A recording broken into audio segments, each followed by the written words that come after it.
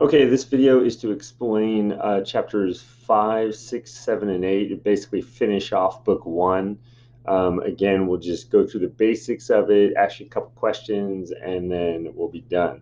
Part one is all exposition. It's all kind of set up, what is the city like that Winston lives in? What's the world like? What's he like? What are the characters like? So once we get past book one, then the main story really begins. So if it's been kind of tough for you, just stick with it. All right, but in chapter five, we're still at work. Chapter four was kind of showing what Winston did for a living. In chapter five, he starts hanging out with some of his coworkers. This is probably pronounced Sime, but I don't know. I always call him Sim. It just reminds me of like a computer chip or something. But anyway, so he meets up with this guy. He doesn't particularly like him, but kind of meets up with him in line. They sit down together. They start having a conversation. Sam is a good party member. Like, he was excited about the hanging. In fact, he was kind of grilling Winston about, hey, did you go to the hanging? Why not? Or you're going to watch it on TV? That's not as good, right? And he was talking about how, it was okay, but I hate that they tie their feet together. I like to see them like twitch. And it's like, man, this guy. And they do public hangings all the time to show, force and like, here's what's going to happen to you if, when we catch enemies, kind of thing. And they encourage people to turn others in, as we'll see in a second. The other thing that makes him a good member is that he's really good at his job, and what he does is he's writing the dictionary of the new kind of language, right? Newspeak, and he's destroying words. He's getting rid of them. He's changing them, and he loves it. Like, and we'll talk about the significance of that, but that is very, very troubling. But he has no problem with that.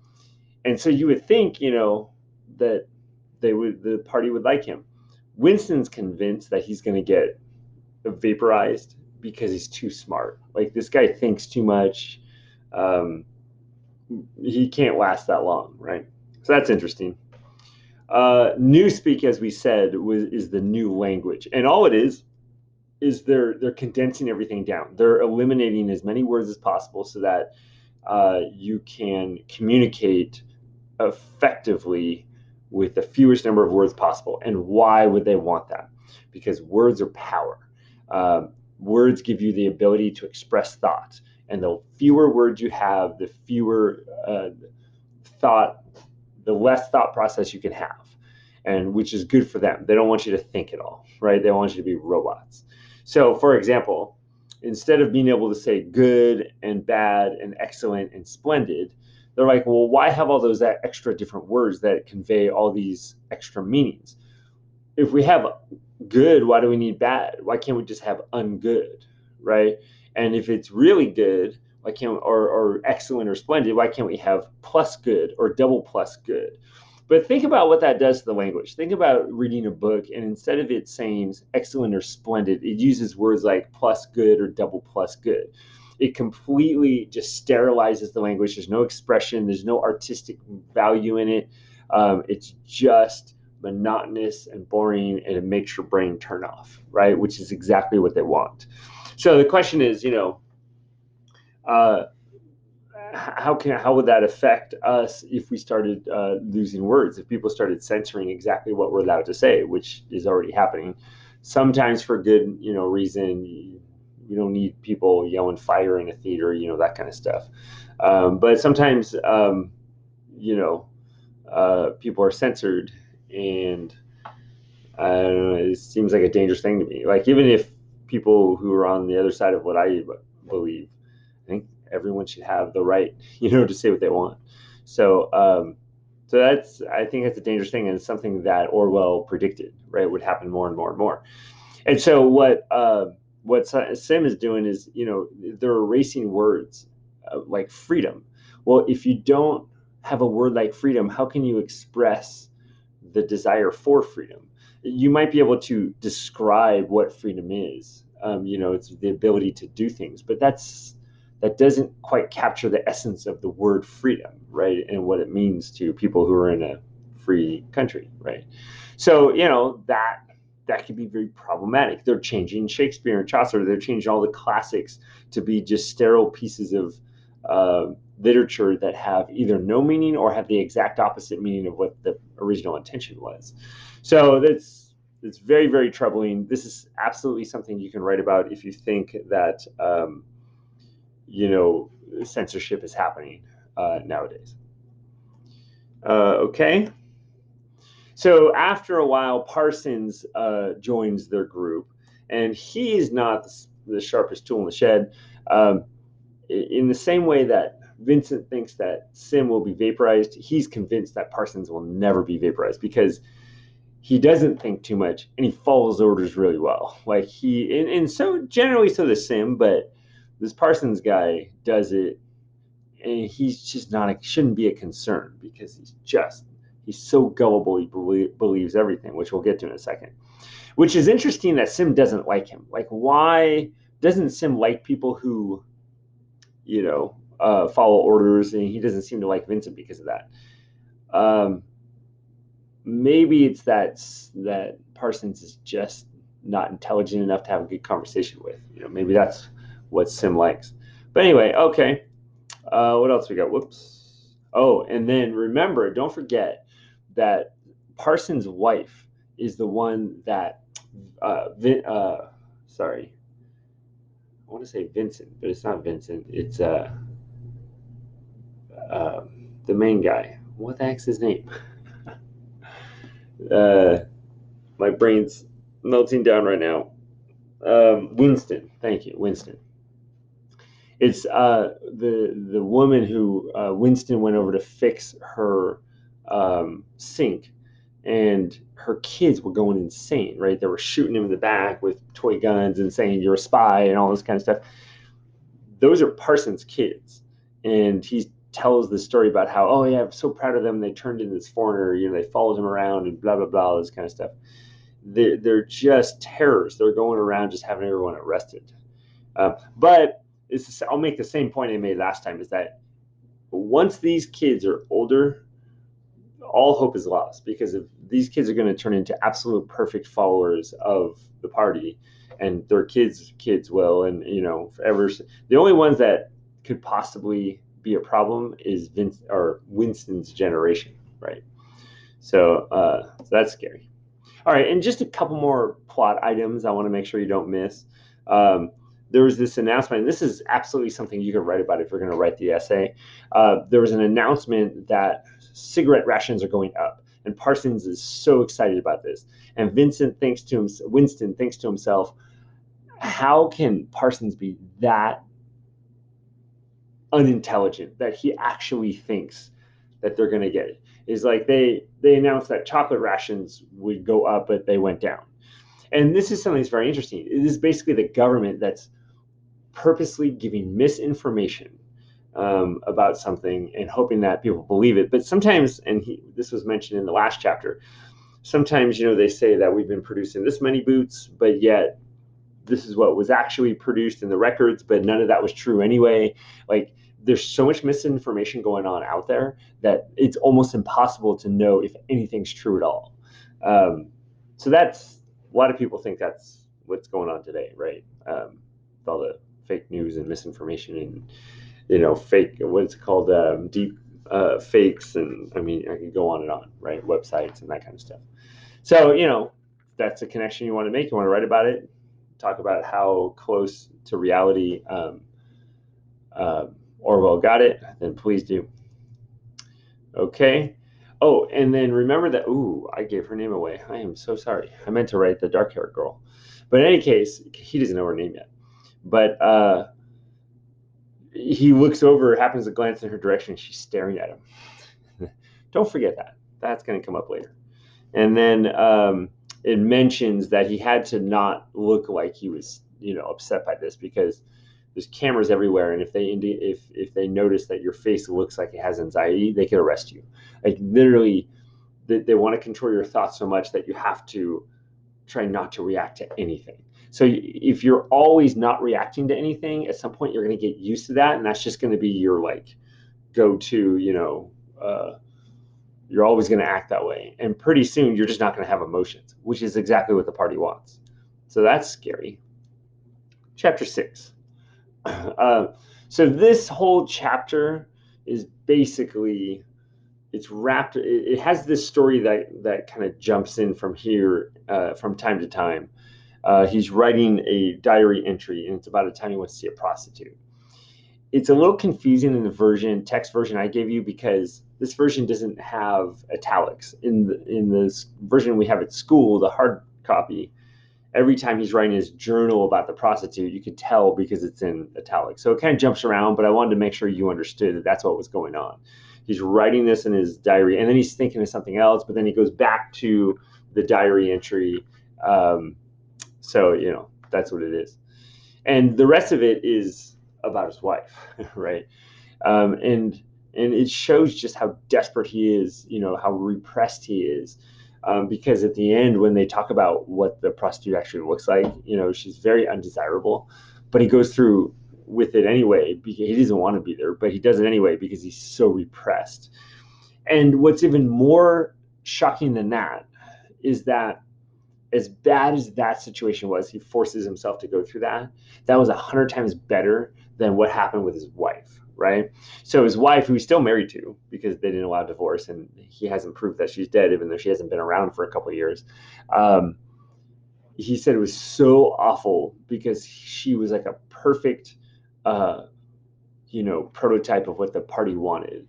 So she absolutely loathed sex, but she absolutely insisted on having it on a regular basis because the party insisted that people had kids. But you can't have kids unless you have sex, and sex is dangerous because it makes people emotional and want each other. So they brainwashed the women to make them think that sex is just like they had to do, but it was the worst possible thing ever. So when they're having sex, he, she looks repulsed. She just, oh, like it's so painful and awful, and he hates that. Of course he hates that, and he's like, if we just never had sex, that would be tolerable. But the fact that I'm forced to do something, and she shows such disgust. But this is how the party is controlling everyone's emotions, and controlling what everyone does. um, it's crazy. uh, that is his wife, Catherine. Yeah. Marriage has to be approved by the party. They want to make sure, like, if two people look like they're in love, they're not going to let you get married because they do not want any like happy marriages. They want people to just kind of go through the motions, pump out some kids so they can brainwash them and turn them into robots, right? And you saw how the kids are; they love the party. So it's a bad situation. Yeah, I already said that.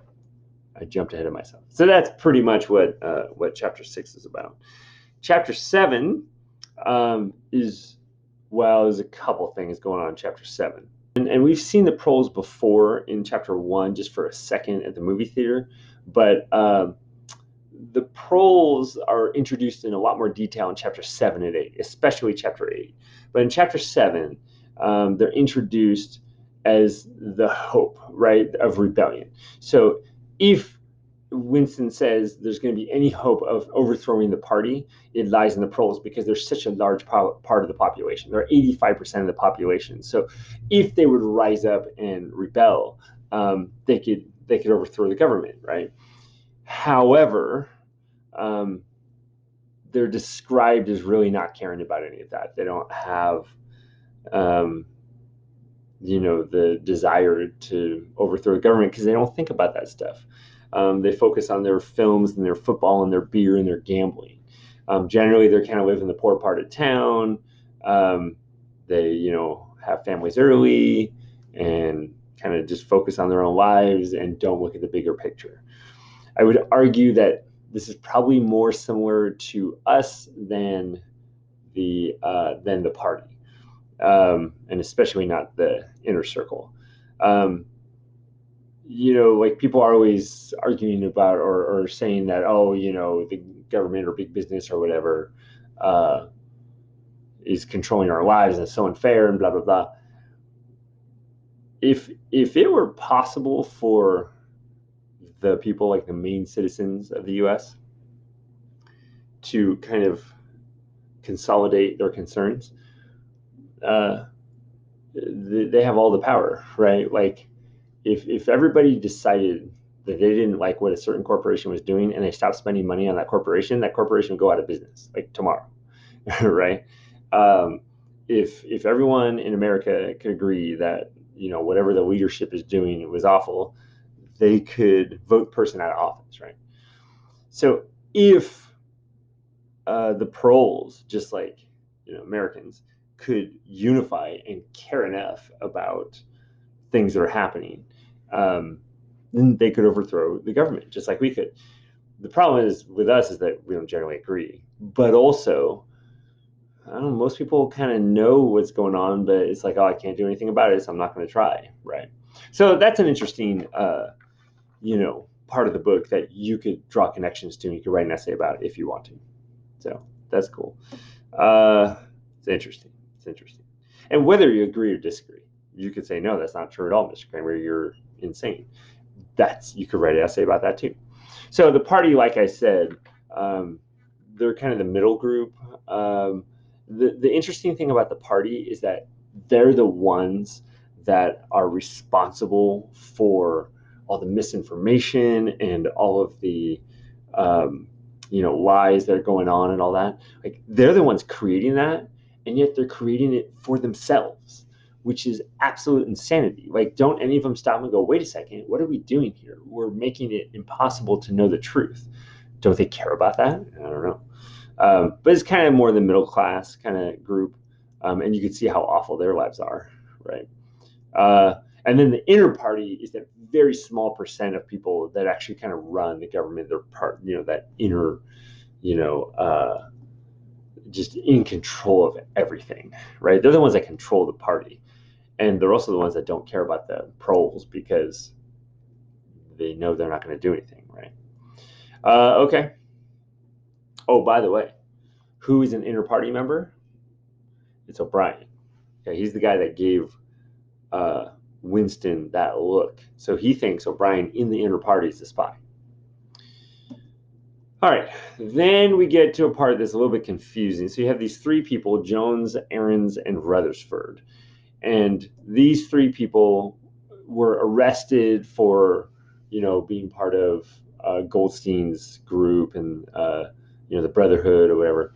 And all of a sudden they disappeared and everybody thought they were gone, but then they reappeared and they confessed and said, yeah, we did everything you said we did. And they denounced the rebellion and they became really good workers. They were given really important jobs. Winston saw them at some point at the Chestnut Tree Cafe. They nose was smashed in and they were crying. He's like, that was really weird.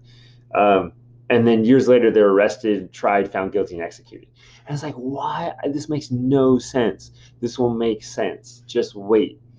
but that's something you should know. And the other thing is that one time Winston was working at his desk, and all of a sudden, these things come flying out of the tubes, and this piece of paper came out, this newspaper clipping that came out that stated that they were on a mission on the day of their confession. So the confession didn't exist. Like, it's not possible. It's fake news, right? They couldn't have happened. And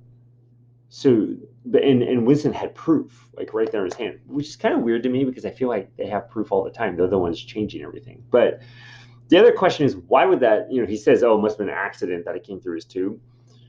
That seems kind of suspicious to me. It would make sense if they were throwing these pieces of misinformation out to see who, as bait, to see who grabbed them. But, we'll find out more later. So, he destroys it, puts it in a memory hole, which just burns it up. But he said, I used to have that, right? I had that proof that the party is corrupt, but they already know that. And then the last thing, and is a very small thing, but you got to know this. He says, when the party has the ability to say that 2 + 2 = 5, that means they can control everything. Just remember that little tidbit, right? That's always important. And then final chapter, and it's really just a couple parts here. One, there's a long section where he talks to the proles. He goes in and just wants to see if he can jog the memory, see if he can, get them to remember anything or care about anything. And first talks about the lottery. That's one of the only things they care about, but it's all rigged, right? Everybody knows the lottery's rigged. And so he's talking to this guy, and he's saying all these things like, oh, the war and what happened before the war and these corrupt, capitalists and all this stuff. And they used to, do all these horrible things, and they wore top hats. And all of a sudden he goes, oh, top hats. Oh, I was just thinking about top hats. I haven't seen one in a while. Blah, blah, blah. The guy can't focus on anything that Winston is actually saying, any kind of significance, any bigger picture, anything that makes him go, oh, I should care that the government is just corrupt. All he can think about is this little detail, like, oh, a top hat. Oh, that's funny. Let's talk about that for a while. And he's like, no. That's not what I'm trying to say. Don't you remember anything before the war? And he goes on, and every time that he gets into a conversation, the guy just gets caught up on these little details, and he can't possibly focus on any bigger picture sort of thing. That's why the inner party's not worried about the proles. They're like, they're not going to rise up. They can't even think straight, right? They don't get any of it. So, if you think there's a connection between, like, who are the proles nowadays? Who are the people that just are so focused on their own stuff that they just don't care about anything, bigger picture wise? Does that exist today? And then after he talks to that person, those people, he goes into the shop. I believe it's the same shop where he got the notebook, and he finds a paperweight, coral paperweight, and he buys it just because it reminds him of the old times. Just remember that'll come in handy later. And then also the shop owner shows him a room upstairs, and there's other items up there. Just jog that in your memory. That'll come back later. And then when he's leaving, he sees the dark-haired girl, and he's freaking out because he thinks that she followed him. He thinks that she's part of the thought police. He even thinks about taking the coral weight and bashing her head in. And he comes up with this plan about how he's going to do it. But then at some point he decides, no, that means I have to actually do something. And Winston is an interesting hero figure because he's got ulcers, he's old, he's ugly, he's out of shape, he's uninteresting, he's just pathetic. He's not your typical hero. And this kind of shows that, like, he's not even willing to stand up for himself and go do something that he probably could get away with. So, it'd be interesting to see if he turns into someone that we actually care about, right? I mean, maybe you care about him, but that's about it. So that's all set up, right? That whole first part is all set up, and pretty much right away, starting with part 2, the plot really kicks in, and we find out, because right now there's no direction that we're going. Like, what plan does Winston have? He doesn't have a plan. He's not going anywhere with this, right? So don't worry, it's going to go somewhere. Thanks for listening.